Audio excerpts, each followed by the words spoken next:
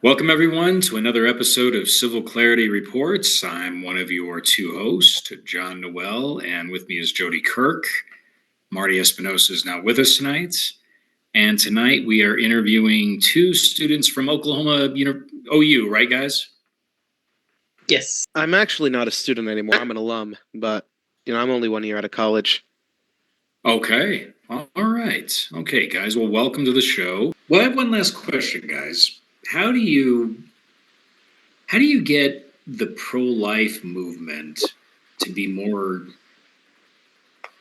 accepted by those that are your age when it seems that and to be fair, this is something, I mean, you start with baby boomers, then you can go to, Gen X, millennials, you've seen support for abortion go higher and higher and higher and higher each generation, I think it started with really baby boomers where, safe, legal, and rare.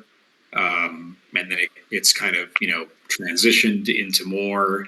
It is now a state where, yes, even though the Supreme Court did overturn Roe, nonetheless, you've seen, like here in New Mexico, where Jody and I are, we have some of the most drastic measures of abortion in the nation, which is pretty amazing because per capita we are the most Catholic state in the nation. Per capita we are, but yet we have the least restrictive abortion measures. But how do you get that pro-life message out there to Gen Z? Do you want an idealistic answer or do you want a pragmatic answer? Because I have two thoughts in mind. With both would be good. Yeah, I mean, in regards to the idealistic, you make them Christian and you make them fear God. And yeah, if you got to break a few kneecaps along the way, do so. Paul was blind for a period of time. Before, Saul was blind before he became Paul. They might need a little bit of that. If you're speaking pragmatic, in the current culture war, I think what we really, really need to do is remind people that A, individualism has limits. B, human life in all capacities is sacred, and you can't be a hypocrite about it. Now, how do you go about doing that? Well, obviously, a lot of the people who support abortion outright deny science. They deny that life begins at conception. So science isn't the way to do that. We found that out. With those people, a lot of the times in debates I've had with them, it's that they are very selfish individuals. They worship the god of this. They worship an idol of the self. They worship an idol of being of freedom, but not real freedom, because freedom is freedom from temptation. True freedom is freedom from sin. They don't realize that. They want to have it all and suffer none of the ramifications. And so with these people, the way to encourage the pro-life movement really is just to confront them with the horror of what abortion is. It's to confront them very blatantly with evil. It is to confront them with the logical ends. What we need to see more is pictures of what China is doing to the Uyghurs. What we need to see more is pictures of what happens in those New Mexico abortion clinics. What we need to do more is we need to shock and terrorize them up until they care about human life again. Because you got to remember, the Nazis got away with a lot of what they did because people turned their eyes away. People closed their eyes. They shut their mouths. We're living in the age of the modern Holocaust. China is a modern Nazi Germany with what they're doing to the Uyghurs. Here in the United States, we're having another Holocaust with abortion. You even see France, once one of the oldest Catholic nations in the world, enshrine abortion in the Constitution. So a lot of it has to come down to is terrorizing these people into fearing God in some capacity, at least fearing the loss of human life. That's my opinion. Now here's where the pushback's going to come. Okay. And here's the other side of that. Is okay, you're a female, you're 22 years old, you've gotten pregnant, you didn't intend to get pregnant, and you've gone to the doctor, you're 6, maybe 7 weeks along, and you find out that this child is not developing a brain. And it's not going to develop a brain. Now, do you go through and have an abortion and take this life form that, although it's a human being and it's a life form, but it has no brain, no way to think, off the table? Or do you go through and have the baby and then support that through whatever means, whether it be tax dollars or the parent who gave birth to that child, to support it for the rest of its life? That's where you're going to get the pushback, because that's what they're going to hit you with. Okay, they're going to hit you with all the atrocities that occur with children who are born mentally retarded, children who are born handicapped, that were born out of rape, or some maniac that's nutso got hold of them and raped them, and now they're going to be giving birth to some guy who was child who was mentally insane. They don't know if that child's going to come out. These are the things they're going to fight back with. So how are you going to justify those? A, two wrongs do not make a right. That is a very fundamental thing I think people also need to understand. For me personally, I am very, when it comes to this particular issue, I think the state needs to have a full hand in the capacity that we need more expansive paternal and maternal care. We need more expansive measures to care for those who fall through the cracks of society in regards to those born with mental disabilities, in regards to all that stuff. Now, that is my personal opinion on the matter, but likewise, another thing is that happens so rare. The majority of abortions are for leisure. A majority of abortions are going to be for people who are scared to take the responsibility to be parents because they don't want to deal with the consequences of having sex. That is the majority of them. I recognize that a lot of the times it's a very difficult decision to give birth to the child of the man that raped you. I understand very much that it's a very difficult decision to give birth to a mentally disabled child in some capacity. I understand that. However, it's not like there's not already options. You know, the Catholic Church has plenty of pregnancy resources, has a plenty of crisis centers for mothers, has plenty. You know, I volunteer at those places. They have. What type of services? Oftentimes we'll provide, you know, the basics with the babies and all that for poorer families, but we also provide resources. You know, the Catholic Church will literally give these families money to help take care and get the necessary resources to take care of their kids. We have plenty of hospitals that are especially designed to care for these kids. You know, I can't speak for the umbrella of all the services that are provided by these charities, because I don't know all of them. I luckily was born in a family that has not had to deal with the mental disabilities. I was luckily in a family where abortion isn't a common issue. I'm luckily in a family where a lot of these things don't exist. And so what is very necessary is to make sure that people know where to find these resources. People will know where to contact these individuals who are trained specifically to help them. What about you, Christian? Anything? Yeah, so I'm actually part of the Students for Life here. I actually just 2-3 weeks ago we tabled in the student union. It's got food options and stuff like pro-life, and so our table, and I think this is actually a really good approach to people these days.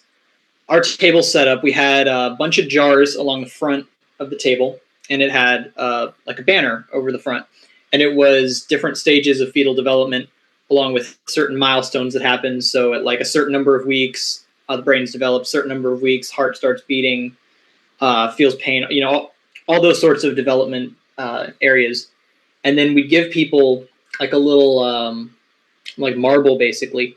They could put their marble into the specific jar where they thought that personhood begins. So I was actually a trend started kind of emerging for me. I was there for like 4 hours tabling. More people than you'd think went with closer to conception. Now, of the people who went with specifically conception, most were, and I know this for a fact because I see them go to church with us, Catholic. But of the other people who were not, that I don't know, most people actually went closer to conception as opposed to far in the end. And one thing I noticed with the very few people who did go far at the other end, very close to birth, they didn't talk at all. Like people who were closer to the middle or closer to conception were more than willing to talk and, you know, discuss it and explain why they think that. Whereas people who just dropped it in the far buckets basically dropped it and ran. Ask, hey, do you want to talk? Nope. They wouldn't even respond, and they just run off. That's because So they're not willing to face the argument. Yeah, I think to a degree, it's what I found to be effective with abortion is kind of just confronting the fact that even if you bring up a couple of very, very small number of cases, the overwhelming majority are elective. So with when people start to bring up the small minority arguments, I'll just say, well, okay, so are you willing then to accept that in cases that are not extreme, that are elective, are you willing to accept that those should not be permitted? And typically at that point, we can have a discussion and talk about whether you should start. Because even with those minority of cases, while important, I think we should confront the largest percent, which is still and remains elective cases.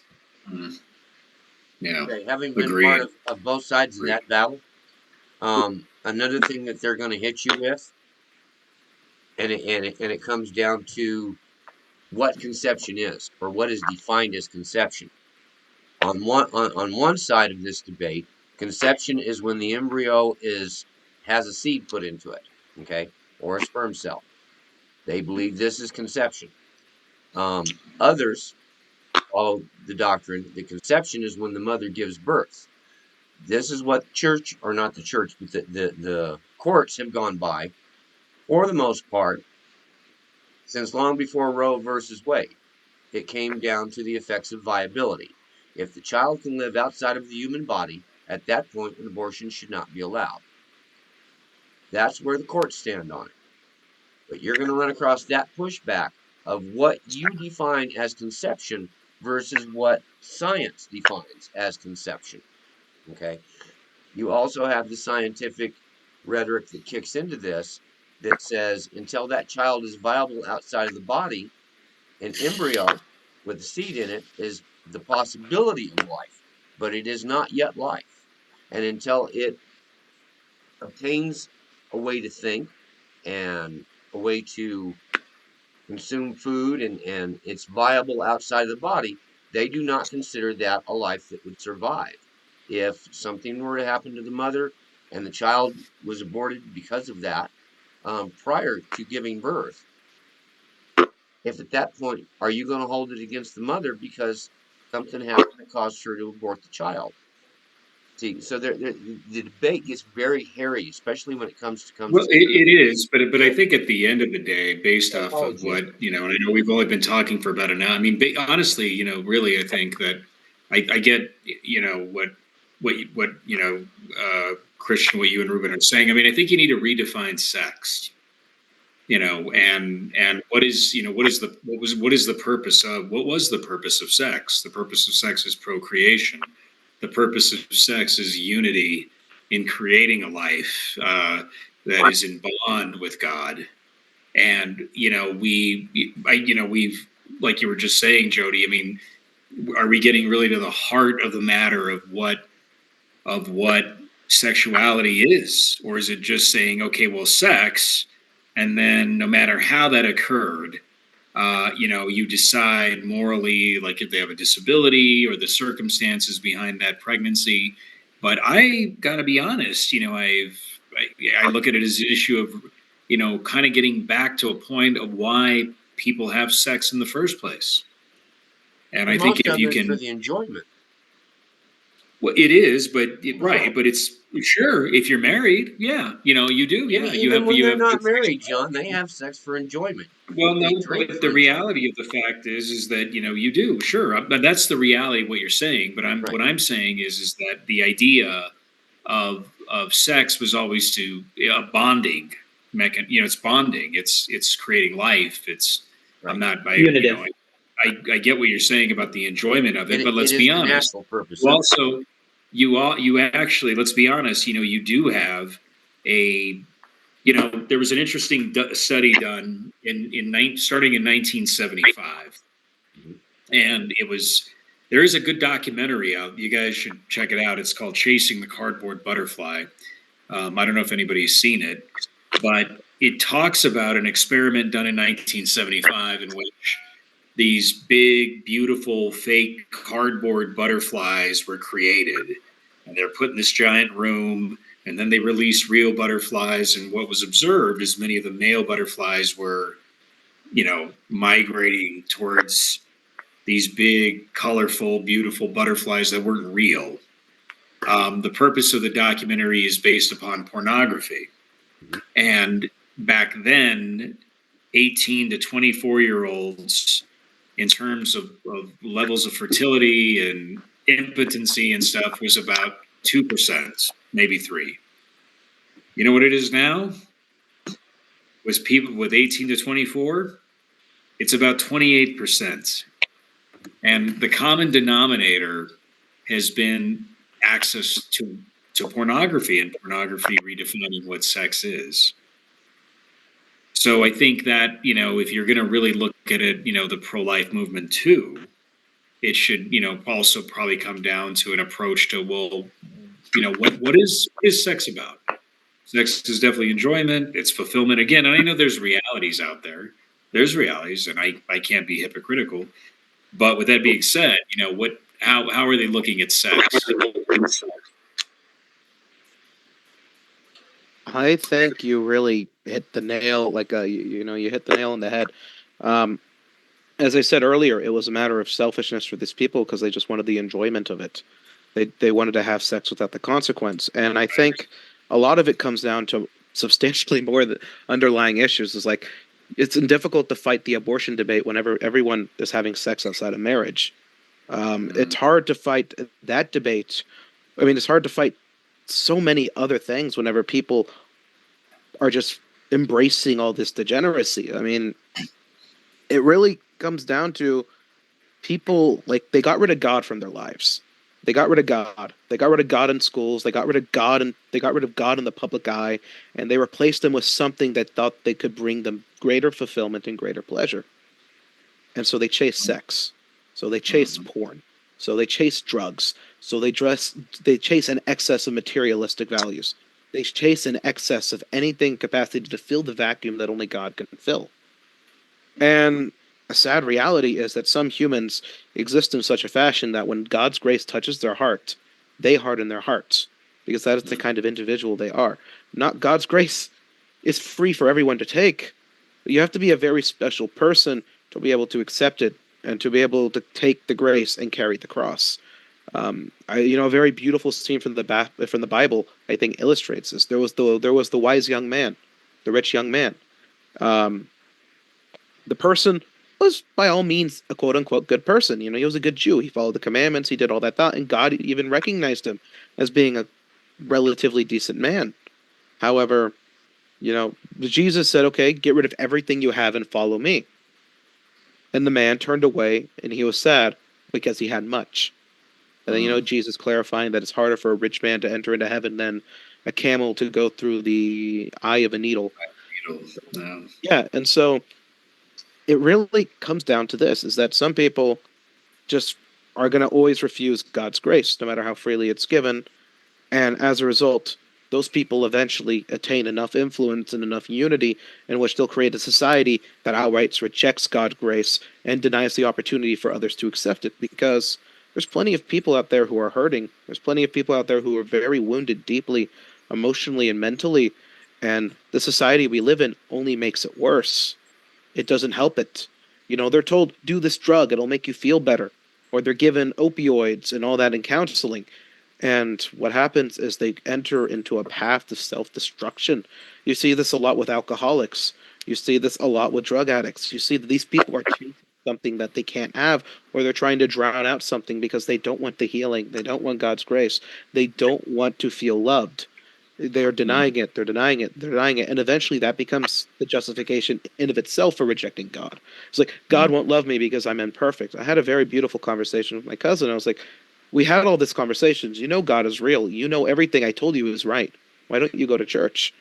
And he was like, because I don't want to be a hypocrite. I don't want to do all these bad things outside of church and then go in there and be with everyone else. I'm like, cousin, fake it till you make it. Fake it till you make it. Not good. That's not a good saying. That's what we have Democrats doing right now. Well, For a Christian, it can be a pretty good thing. If you keep telling yourself you want God, and keep telling yourself you want God until eventually your heart does open up and want God. Because I can tell you right now, a majority of Christians don't want God. They want their own idol of God. They don't want the real God.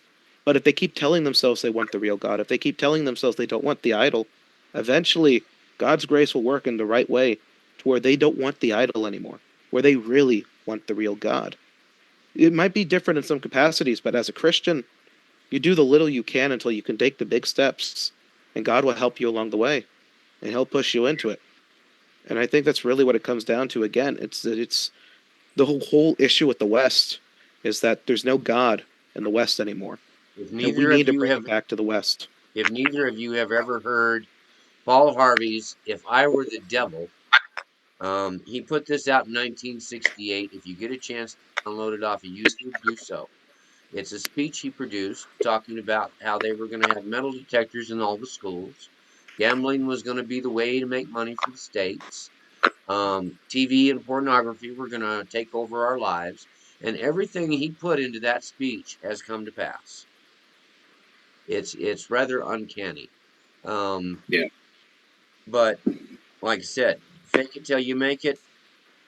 That I don't see when it comes to religion. They got to have something there, some spark in there that's going to drive them to want to go to church. I believe that that's where a lot of these nutbag shooters are coming from. Is they're going to church, but they haven't opened their heart to God or the church, and they're looking at it through the eyes of resentment. So they're going to take that resentment out on people that are trying to bring them in to be trusted.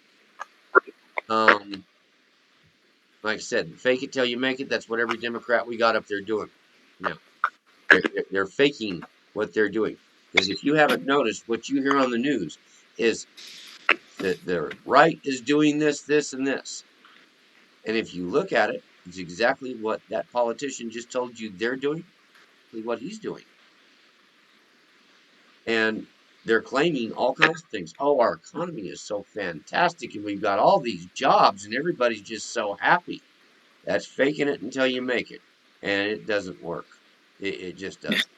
They've got to have something there that makes them want to find God. Okay.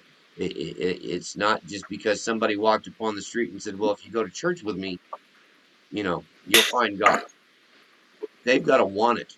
It's like being an alcoholic. If you want to get sober, you've got to want it. You can't do it for your kids. You can't do it for your job.